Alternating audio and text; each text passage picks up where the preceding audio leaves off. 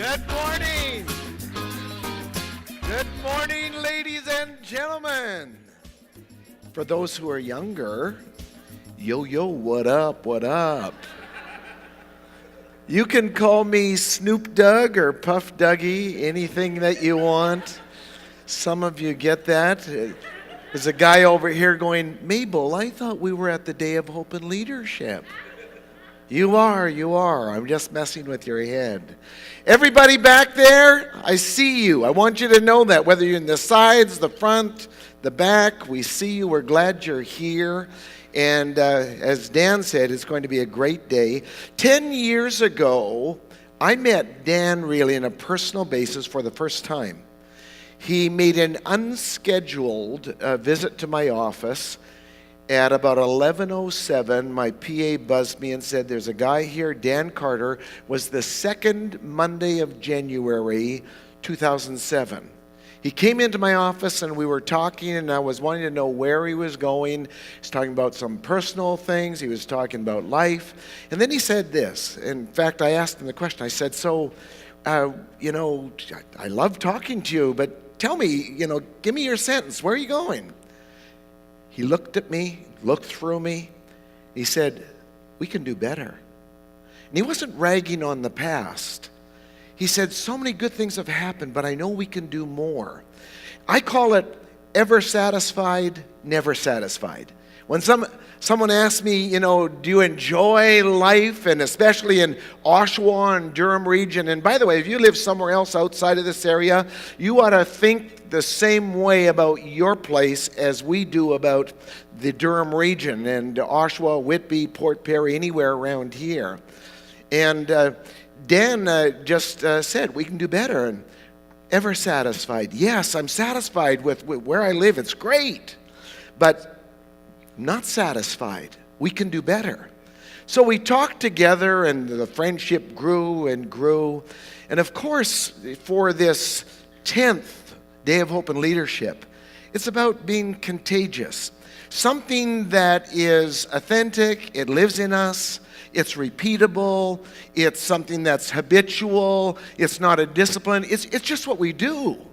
And so I want to share a couple of things about this. In this, what does a contagious city look like? I love my nation, and I can talk about a province, but I've learned that where the grassroots is where change can really take place. And so I'll mostly dive into my city. I love my city. I love the Durham region. I believe that for many reasons it's the best place across the country. And again, you ought to think that way about where you live. But what does it mean to live in a contagious city where good things are happening, and this pay it forward and caring for each other and random acts of kindness and all that? Well, I've got a phrase. It's not my own. I've heard it before, and it's this: a city that is set on a hill cannot be hidden. A city set on a hill can't be hidden. And there are two reasons for that. They would have cities on a hill that were made of limestone. And so during the daytime, the sun would shine on the city, on the limestone. And you would see the brightness of it. It would glisten in the morning, afternoon sun. And then at nighttime, the moon would shine on the limestone, and from far away, you could see the shining city. It's a picture of a city that's elevated. It's a picture of people who get it. They're doing some special things where they live.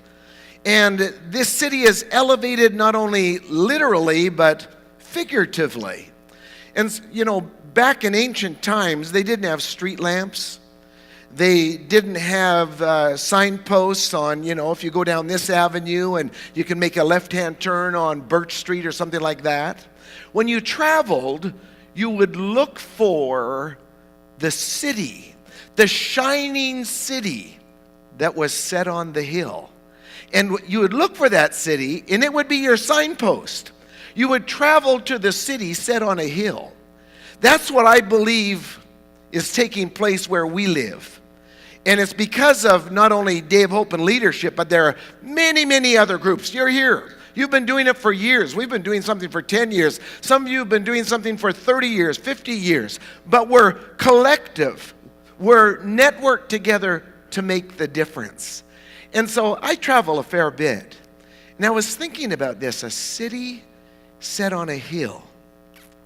I took some pictures just on some travels. And I noticed something over the years, actually, that every great city of the past had certain characteristics.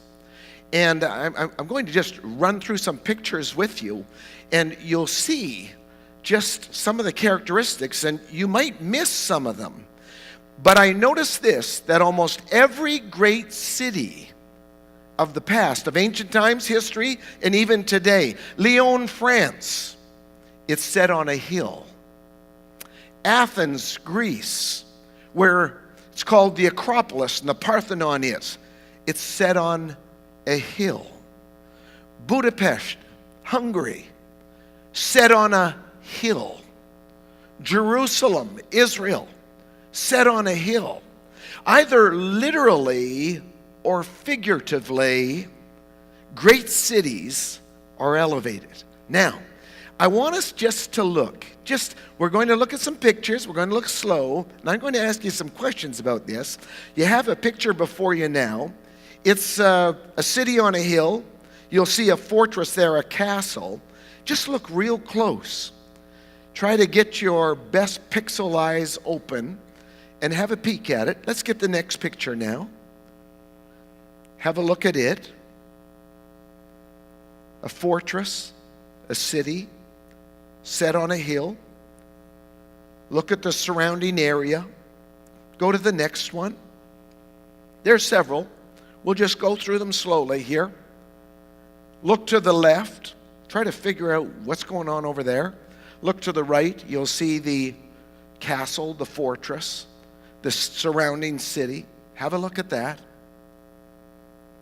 Only a couple more. Just go through them. I want you to look at it because there are marks of great cities that are set on a hill. Most of these pictures I took myself, just my travels. I saw something that was unique. I want you to see it today. Because in Oshawa, in Ajax, in Whitby, in Durham, maybe you're from Hamilton or Neptune, Saskatchewan, and here today, you'll notice some things. And I want to identify them and then just show how they apply to today and why it will mean something for us for the whole day. Now, here it is. A city set on a hill is a city that refuses mediocrity. The actual word mediocre means halfway up the mountain. It means this is good enough. And Dan didn't say anything negative about the past. He just said we can do better. And if we come together, we can do a whole lot.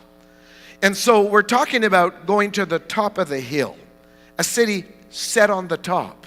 Now, I'm going to name 4 characteristics that I saw in my travels about cities that are set on a hill. You'll be able to think about many other cities that you have noticed in your travels around the world. Number 1, as I noticed this, and maybe, Nick, you can go to a slide that shows this. At the top of the hill, where the castle, the fortress, the city started, it was planted, it was set there. It was where the glistening sun would come in the daytime, the moon would shine at night. It had a wall around it. I'll talk about that. Each of these, by the way, will start with a W.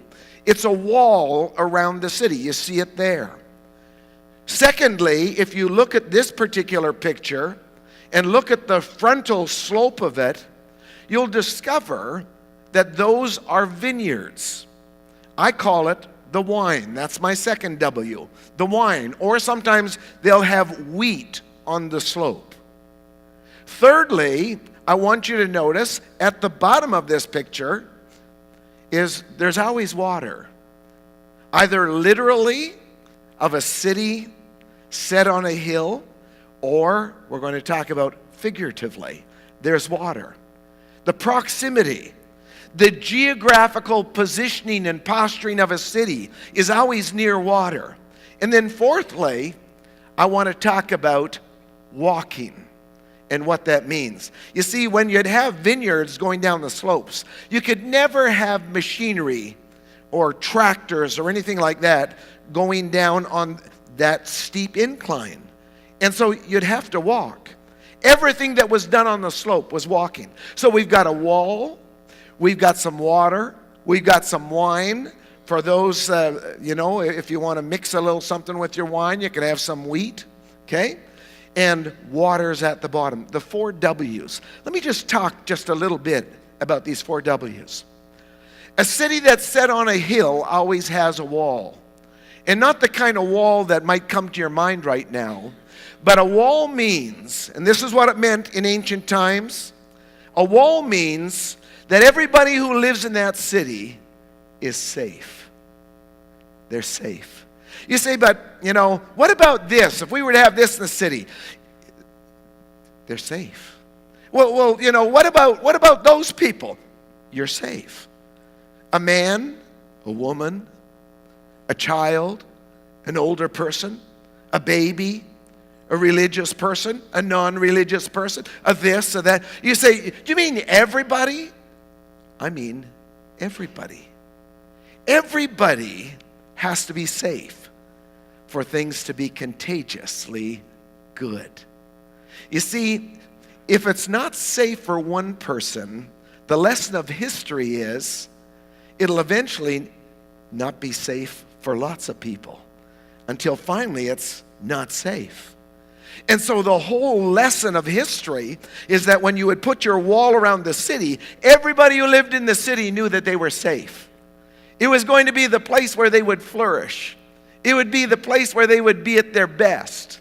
It would be the place where they would be celebrated, not tolerated. It would be the place where they could be themselves and they wouldn't have to be anybody else. It wasn't legislated. You couldn't break the law, but you were safe. Secondly, it's this, the vineyards. What's really interesting about the vineyards, or the wheat, if you want to turn it into wheat, is that every city has to have some kind of provision. You do something that is substantive. You do something that is provisional.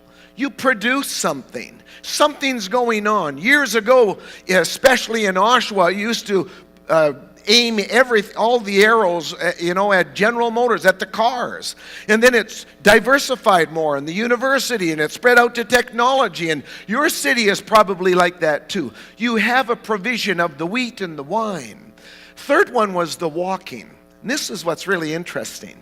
A great city will always know the value of young people. Will always know the value of young adults and millennials.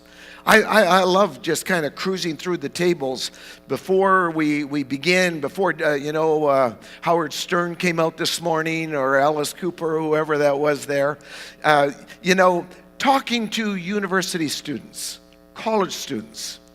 You see, older people couldn't work the vineyards. It was too hard. The slope was too steep.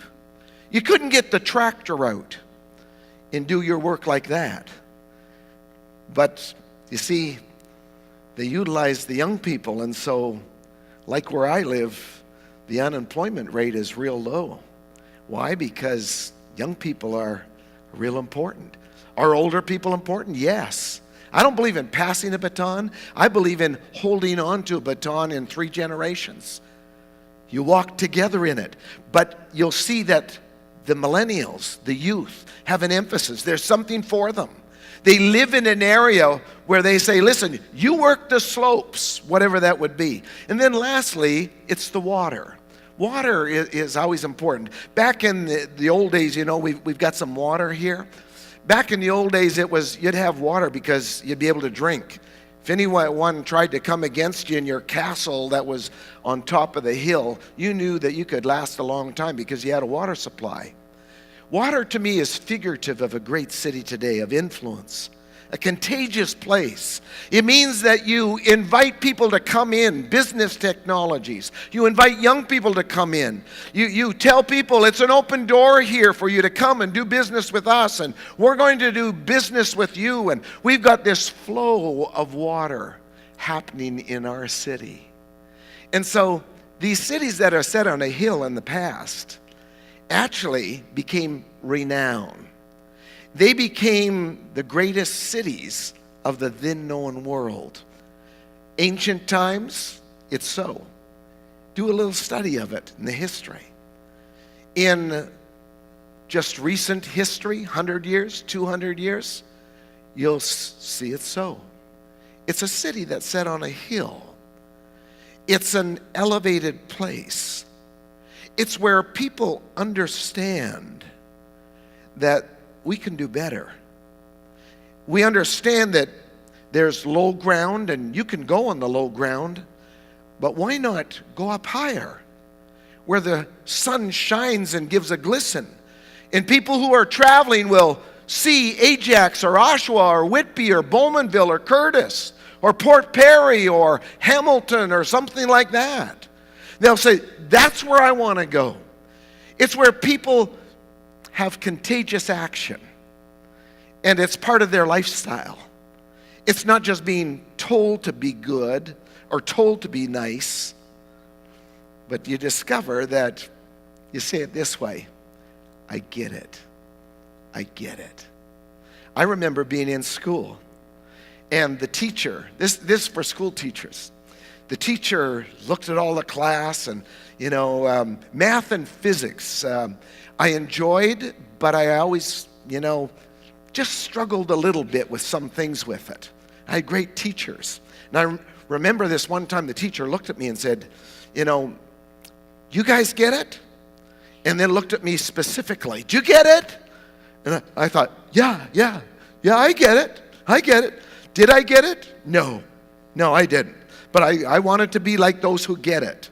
Now, honestly, when I'm in a room, it doesn't matter how big it is or how small it is, and the speaker says, do you get it? And I don't get it, I say, I don't get it.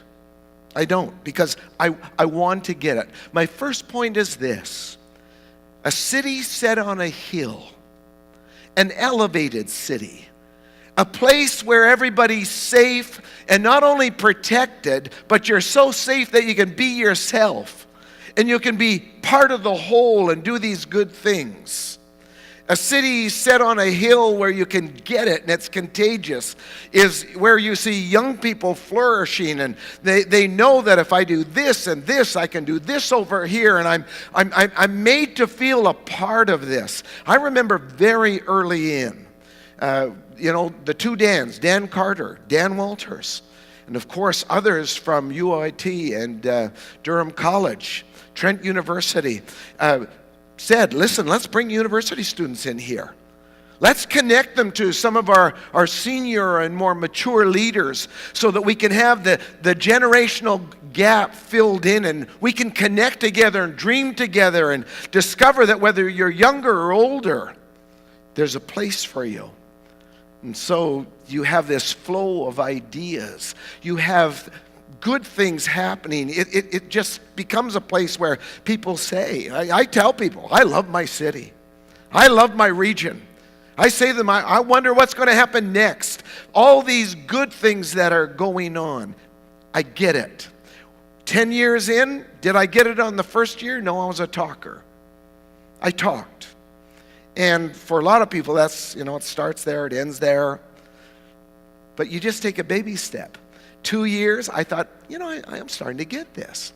5 years in, I thought, I think if I was asked, do I get it? I think I'm getting it. And I began to do some more things with some others. And finally, year 10, here's what I say: I get it. I do, I get it. And I like to be around other people who get it. I can tell. I go like this. I call it my sniffer. And I think, they get it too. They get it too. Some are at the beginning of getting it. Others are in the middle of getting it. Others, I think you get it more than I get it. But you have to have an I get it experience. Then it's I give it. And for some people, they get caught there. And they think, well, if I give it away, I won't get more. But whatever you want to call it, the what comes around goes around, something like that, you discover that if you get it, you truly get it, you will love to give it away. Sometimes even to your competitors. Because you think if they prosper, I'll prosper more. How does it work? I don't know, but I know it works. If you get it, you'll give it away. If you don't get it, then you'll struggle giving it away. My third point isn't that if you get it and you give it, then you'll get more. My third point is this: I get it, I give it, then you give it. You see, it's true. My needs will be met. It's true that there's enough to go around for everybody. If you truly get it, you realize it's something that you don't have to worry about for yourself. I've never yet seen a garden hose spraying water through it and sweating, saying, I'm wondering if I'm going to get some water too. Only the grass is going to get it. No. Even a garden hose gets wet just by letting the water go through it. That's the way it is to live in a city set on a hill. The phrase is, you are the light of the world, a city set in a hill. Interestingly, a previous president, Ronald Reagan, used it to speak of the United States of America. I say it just lightly, but I'm not surprised that a president of the United States would say that they're the city set on a hill. But you see, it's not a nation, it's a city. John Winthrop in 1630 was immigrating from Europe, came to the northeastern states and colonized the area, turned out, as we know it today, as the New England states. The actual city that he came to is what we now call Boston. And he said, when we go to America, and he's saying this on the ship to the people who are traveling with him, we're going to have a city that's set on a hill, and other cities will see it. And he didn't mean that they would just be a prototype or they would set some kind of a precedent. He just said that it'll be so good when we go there, and we'll come with these values and elevated lifestyle that other cities will see it and they'll want it too. John F. Kennedy used it in one of his speeches, previous president of the United States. Other world leaders from Europe spoke of the same thing. I say it today because it refers to the Durham region. It refers to the GTA. It refers to cities across Canada. It refers to Oshawa, where I live. It refers to the city that you live in. On one of my recent travels, I had a dream. And if you know anything about dreams, we dream all the time. So having a dream isn't a big deal. If we don't dream, we'll go crazy. It's the mind's way of kind of purging itself. So dreaming in itself is not unusual. You just might not remember your dream. But there are times when I have dreamed, and I don't know how many there are who have dreams like this, but where I have dreamed a dream, and I thought, I've dreamed a special dream, there's something to this. And I don't know all about how it works, but I know the few times that I've had this sort of a thing, that it turned out to be true, and it turned out that there was incredible reality and substance to it. And in the dream, I was in the city of Oshawa, and I was with some leaders, municipal leaders, regional leaders. Some of them are in the room today, interestingly. Makes it even more interesting for me. There were some community service people, public servants, in that particular place where we were talking. And in this dream, we were talking about this elevated city. This city set on a hill where everything was contagious and people, they got it. They gave it. And then the next people gave it and good things were happening. You'll hear about it all day. And in this dream, there was also a man. Is Michael Angamir here today? Michael here? He looked like Michael Angamir, only shorter. And he was the wise man. I had questions. And in this dream, the wise man said to me, if you really want to see your city flourish, you need to have women on the front lines. I thought this man didn't know what he was talking about. He had glasses on, very wise looking. And I said, oh, no. Chief of police, he wasn't like that. You can't have women walking around late at night and through the city and over there. And there was this understanding that I had where, information was just coming to me in this dream. And I said, the chief of police would never go for that. And the wise man looked at me and he said, you don't get it, do you? And I thought, I'd like to think I get it. I said, I don't think that's safe. And he said, no, I'm not talking about that. I'm talking about the nurturing aspect of a mother. Just as a mother would be with a child or children, so you need to, and the citizens of the city and the region need to view their city. That they would nurture it. They would care for it. They would see that this is their city. That they would naturally want to give their best. And then this particular wise man talked about young people. And he said, you ought to get families walking through the city, just going for walks. There ought to be a lot of walking people. And I saw some people and they had a pet with them walking, and it was very interesting to me. And then he looked at me and he said, the essence about a city that's contagious is that it's family. Family isn't just the immediate people in your life, your spouse, your kids, your mom, your dad, your uncle, your grandpa. But when you begin to view the people in the city and the region as, that's my family, then you'll discover that you'll be able to do these contagious actions real well. And on top of that, it was really interesting, university students.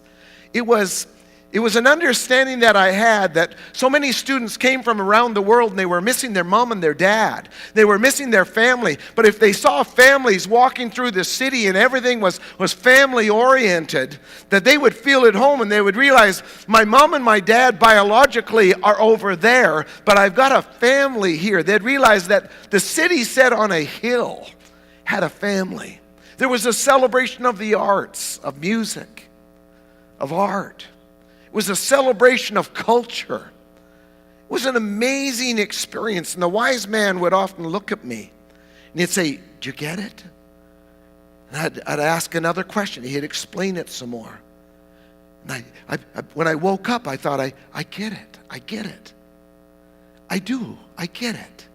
And I want to get it with people. That's why I'm talking today, is to be able to give it away. I'd love for you to do more than I do. I'd love, probably, maybe all of you already are. I'd love for you to give it to somebody else so that they can do it too. Today you're going to hear about what I saw in a dream and what ancient cities of the past have already done to achieve greatness. There's another opportunity to live in an area where either literally or figuratively, it's a shining city on a hill. I want you to see a picture of it, of what it looks like. It's a shining city on a hill that others would look. And I say it this way because I'm proud of my city. I'm not mentioning your city because my name is Puff Dougie. You know, that's where I live. I tell people, I love Oshawa. I tell people, I love the Durham region. I love it. I tell them about things that are going on. We've got a waterway. Things are coming in and going out. We've got millennials doing all sorts of things. We've got protection where everybody's safe. We make it known that if you're a human being, if you're an animal, you're protected here. You're taken care of. You're one of us. We're one of you. It's a place where we can flourish. You can grow your wine on the slopes. There's provision here. This is the kind of city that we present to you today. Elevated, promoted, lifted up. And it's not you, it's not you, it's not me, it's not you. In English, it doesn't show, but it's the plural, you. It's you. Let's do it together. Thank you. Have a great day.